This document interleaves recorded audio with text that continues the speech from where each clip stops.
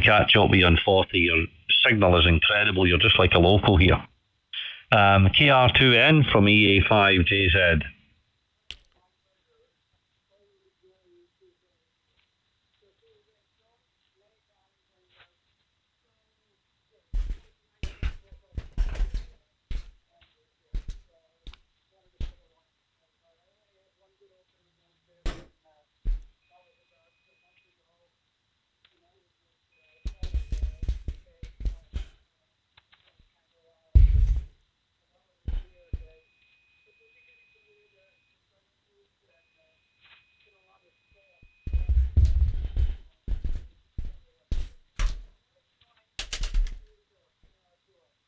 Yeah, I look forward to it. You're peaking 35 dB over 9 at the minute. Just a unbelievable signal, actually, Gene. Okay, I've passed the message on to Andrew. He's not seen it yet, but I'm sure he'll be well happy. Have a nice evening, Gene. 7-3. Almost 1 o'clock here, almost 1 a.m.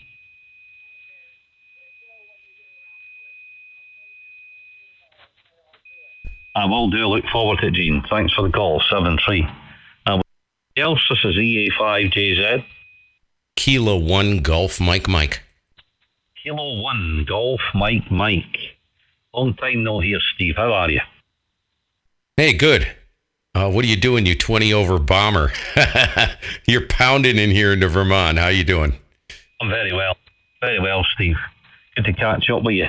And thanks for the report. You're also 20 over 9. 20 dB over S9. Great signal here tonight.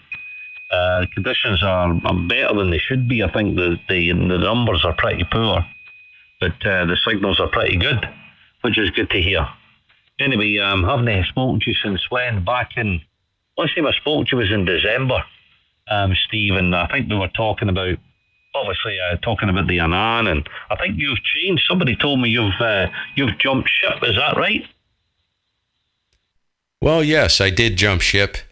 Sold the 200. It was long in the tooth.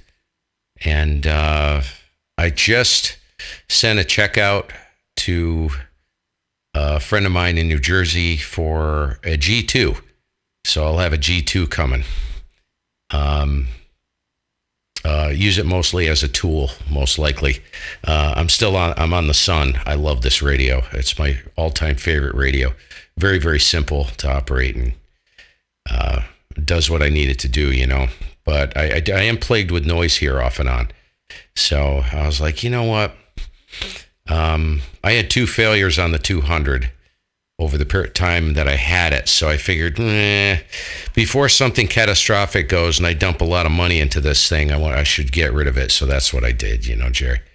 So, yeah, I got a G2. It's the, I don't know. It's got the display on it. Don't know much about it, but we'll see. I get it up and running and play with that thing for a while.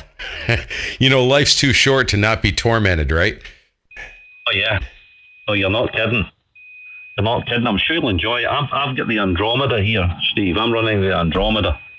And if the G2 is anything like this, you'll be well happy. I'm very pleased with it.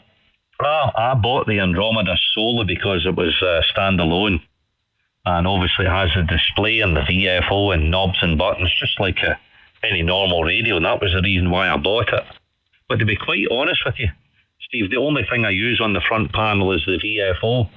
Everything else I use with the mouse on the monitor, which has really surprised me. I did not think for 1 minute that's what I would do, but that's what I do. And obviously, I don't like the idea of changing frequency with the click of the mouse on the pan adapter, or using the mouse to change the display up on the VFO numbers. I do prefer the actual VFO turning it. I do prefer that, so I use that all the time. But I'm really happy with the Andromeda. Obviously, you know better than me, they're not plug and play by any manner of means, but once it was set up, I was well chuffed. I'm running a new microphone. The last time I spoke to you, I was running a pod mic, a Rode. I'm still on a Rode, but I'm on the NTK, the condenser. microphone, and I've had this for about 5 or 6 weeks on air now, and very happy with the reports I'm getting. I think there's maybe still a bit of a room for improvement, but so far so good. Of course, I don't have any outboard racks.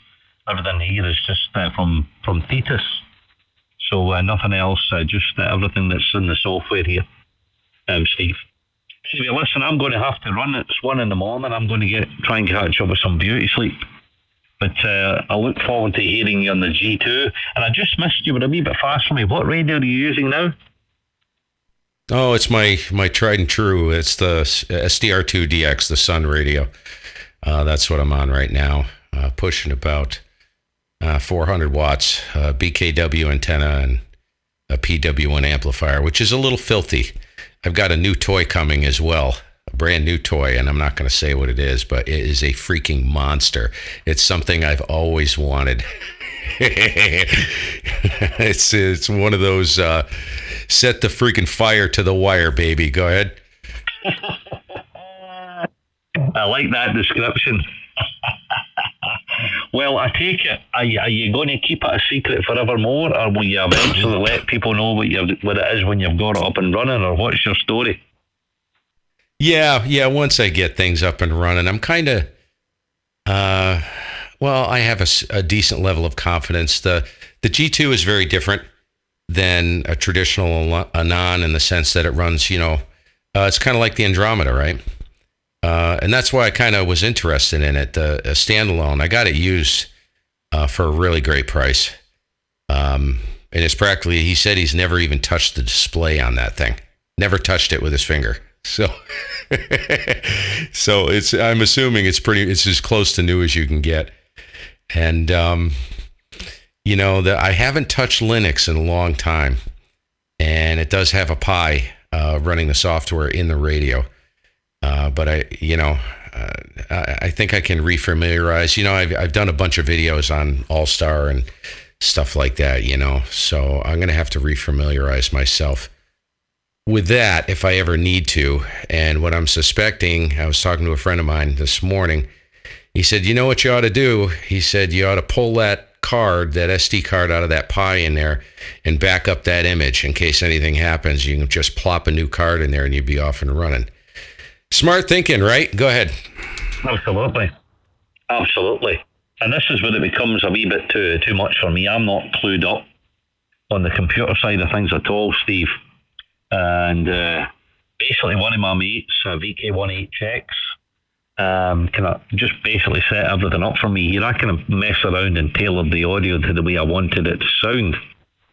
But Phil set everything up here on this firmware I'm on actually 2.10.36 development 2 just now. I haven't went on any of the recent ones. I think that it RC3 or something like that now. I haven't tried any of them yet.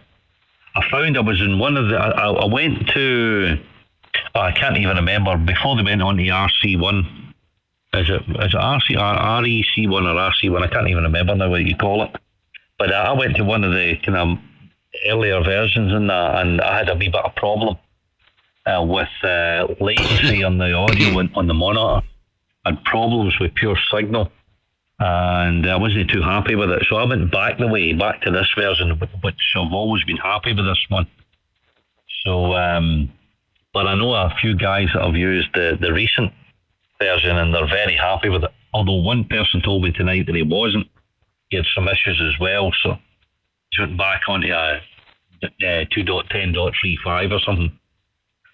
Right, Steve, well listen, good luck with your new toy, and good luck with the G2. I'm sure you'll be well happy for that. I know that it's got Linux and Pi, HSDR, but I don't know anything about any of that at all. Don't know what the difference is. I think there's a wee bit more messing about with the G2 than there will be with the Andromeda. But you'll absolutely know more about that than I will. Very good afternoon, or I should have said good evening to you, Stephen. Good morning from Spain. 1 o'clock in the morning, and I'm off to catch some Zeds. K1 Golf Mike, great to hear you. EA5JZ.